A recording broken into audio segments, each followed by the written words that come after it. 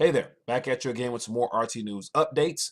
Hope you find today's articles to be informative. As always, if you find value in them, feel free to share them with your family and friends to help them become more monetarily aware.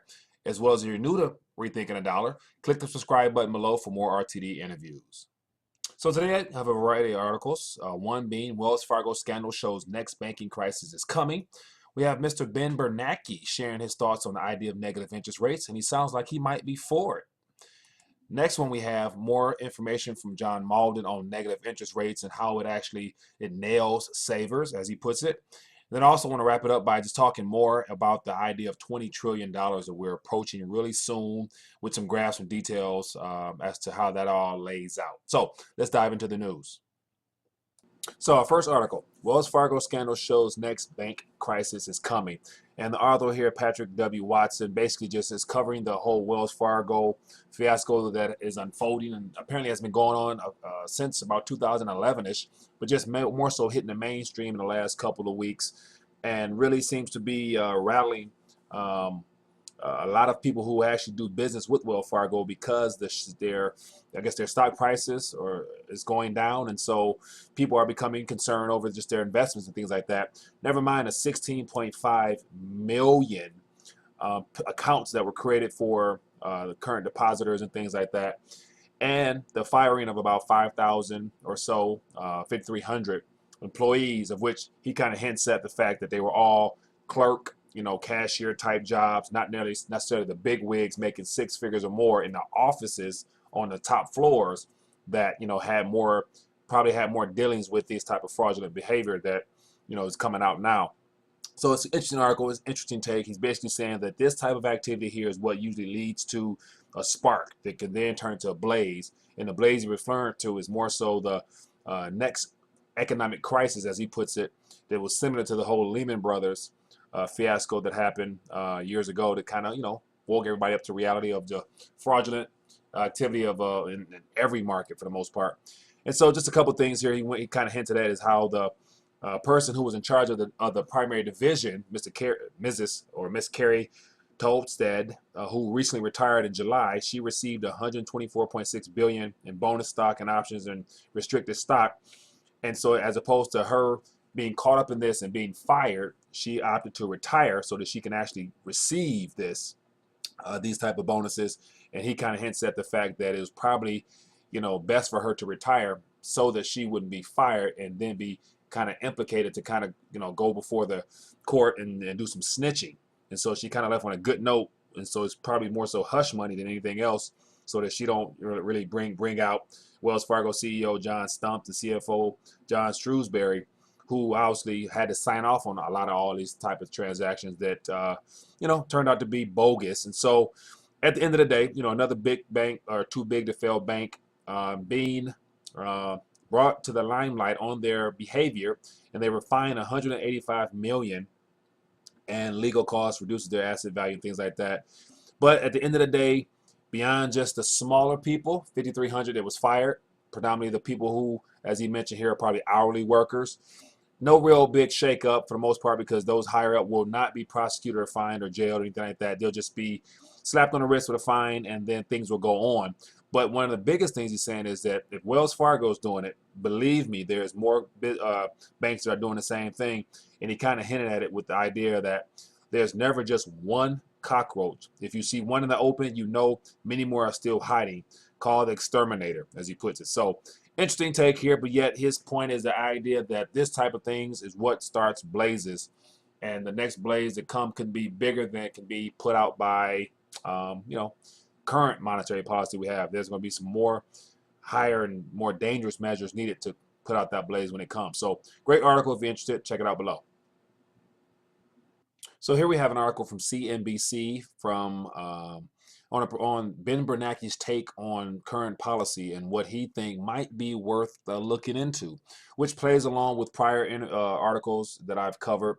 The idea of increasing inflation target and possibly hinting at looking at just glancing over your shoulder for a quick minute at the idea of negative interest rates.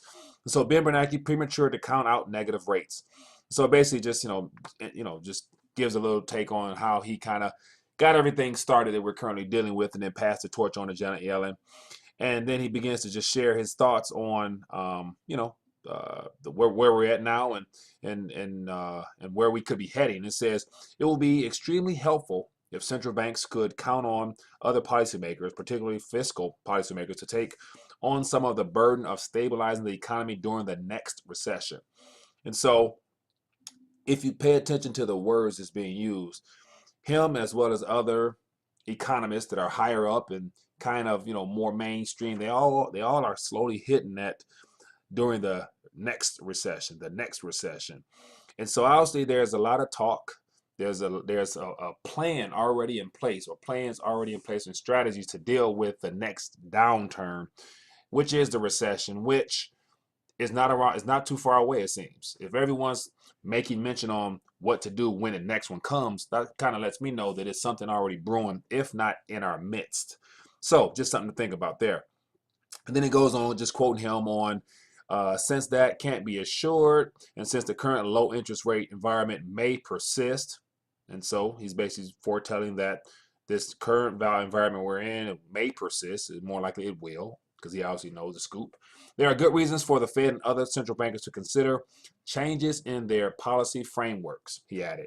The option of raising the inflation target should be part of that discussion, but it is premature to rule out alternative or potentially complementary approaches, including the possibility of using negative interest rates. So, complementary approaches. So, the idea that they are already have in place, in my opinion, they will raise the inflation target and they will implement negative interest rates. So, those are two things that he's saying that are complementary to each other. So, I mean, they go hand in hand. So, if it's good to say he's suggesting it, it says to me that it's already in place. So, that's something to think about. And then he goes on, down below to mention more figures and zero interest rate policy and things like that, and some of the consequences of it. Negative interest rates are easy to implement, he wrote. In contrast, while the Fed could announce at any time that it's raising its inflation target, the announcement would not increase the Fed's ability to lower the interest rates unless the public's inflation expectations change accordingly. Bernanke said political issues also would dog the Fed in trying to raise the inflation rate. So, playing into the idea that, the plan is already in place, and he's kind of going over some scenarios of what will happen when they announce that they're going to raise the inflation target and how they will counteract that and things like that. So, interesting. If you are interested in finding out more, it's right here. Check it out. Here's an article from Mauldin Economics, John Mauldin, and it's entitled Negative Rates Nail Savers. And so it's actually in response to a question asked to him by, as he mentioned, a colleague and friend of his, Newt Gingrich, on the idea of, is the economy rigged? Is the system rigged? And so this by far, as he mentioned, is one of his longest newsletters. But, I wasn't able to get all the way through it just because it is extremely long, but jam-packed with a lot of good information that really, really nails home a lot of the issues we face in our current, monetary world. And just to basically give you a pinch of what it's about, it has to do with the fact that he doesn't really point the blame per se on like Wall Street and things like that, as a lot of people tend to do. He more so goes back and just he studies and looks at the idea of where the underlying ideology of the current economic models come from. And it has to do with the idea of the time, or one of the times, where they implemented the idea of measuring growth by incorporating the government spending, the GDP. He mentions here that Roosevelt, during the Great Depression, decided to implement government spending into the whole growth model, which led to Keynes model of government spending is good for overall growth, which then from there created a monster that the school of thought from that point on was that government spending always stimulates growth and will help the United States out during times of recession/depression. So the more money the government spends, the less likely we are to go into a recession. But then that whole model has become the school of thought that even in academia world, all the schools he names, the Ivy Leagues, Harvard, Princeton, Yale's, all those people who are trained now under that model of thought that debt from the government is good, is kind of playing into the idea that Wall Street itself, the big banks and things like that, have played into that and basically used those policies to their advantage, allowing them to become these massive monsters that we have. And then he also goes back to the idea of when the Federal Reserve was established on the Creature from Jekyll Island model of regulating and controlling the money supply. That only even further played into the manipulation and rigging of everything that goes against the people itself. And so now he said we're coming down a home stretch of policy that has proven to be wrong. Even the models that are used by these schools of thought are not turning out data that is favorable for their models anymore, but yet they still continue to push those policies to the point of, default. And so it's jam packed with all types of information. He actually hints at, the curse of cash, which is Ken Rogoff's latest book on how he mentioned a couple things that he actually opposes, which are a lot, but he kind of hinted at the fact that, it's just a Keynes model. I mean, only way for debt to expand is to continue to control interest rates, and he sees negative interest rates coming, as well as a lot of his colleagues and things like that, and then the threat on cash growing more and more and more, and so it just goes on and on and on. It's quite lengthy. He covers all types of things here, and I want to actually show a graph that I thought was interesting. Where did it go? Here we go. It talks about Fed's policy and interest rates, and how from just the disparity between the top and the bottom here, of Volcker's hike, and then from Ben Bernanke's cut. And so he actually broke it down even further on a log scale and just shows how massive of an overall cut in the interest rate it's been over the last decade, trying to keep this current model going of, keeping the system afloat as it is under the model that we have of, debt rules. And so interesting, thoughts there. Definitely it's a good read if you have a lot of time on your hands to sit down and read it, but not able to get to it, but it's below if you're interested. The last one here is from Market Watch, and it is a follow-up to a recent news article I covered in regards to the overall national debt being more than assets available. And so it's entitled, Here's Some Perspective on the U.S. National Debt as it approaches 20 trillion. And the actual graph is located here. And so the person here goes on just to try to help people understand the idea of how huge 20 trillion is. And so he says the U.S. national debt is closing in on 20 trillion. That's 20,000 billion, or 20 million million.